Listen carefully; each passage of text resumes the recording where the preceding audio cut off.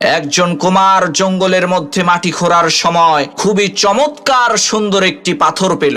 সেই কুমার ওই সুন্দর পাথরটার সাথে গাছের লতা বেঁধে একটি মালা তৈরি করে তার গাধার গলায় বেঁধে দিল এবং জঙ্গলের সেই মাটিগুলোকে গাধার পিঠে তুলে দিয়ে বাড়ির পথে রওনা করলো। পথিমধ্যে একজন স্বর্ণকার জহুরি সেই কুমারকে বলল, ভাই, তোমার গাধার গলায় যেই পাথরটা আছে সেটা কি তুমি আমার কাছে বিক্রি করবা?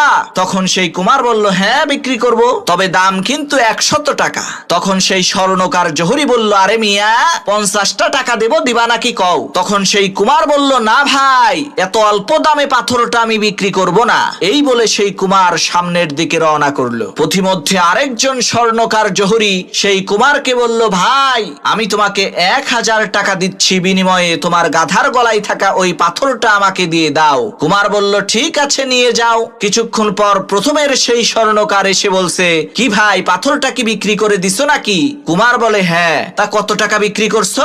বলে যে 1000 টাকা বিক্রি করেছি। তখন সেই স্বর্ণকার জহুরি চিৎকার করে বলতে লাগলো, আরে তুমি তো বেয়াকুব, আস্ত একটা পাগল। ওইটা তো একটা মহামূল্যবান হীরা ছিল। ওই লক্ষ কোটি টাকা দামের হীরা তুমি মাত্র 1000 টাকায় বিক্রি করছো। তখন সেই কুমার বলল, আরে ভাই, বেয়াকুব তো আমি না, বেয়াকুব তো তুমি। ওইটা তো আমার কাছে শুধুমাত্র একটা সুন্দর পাথর ছিল।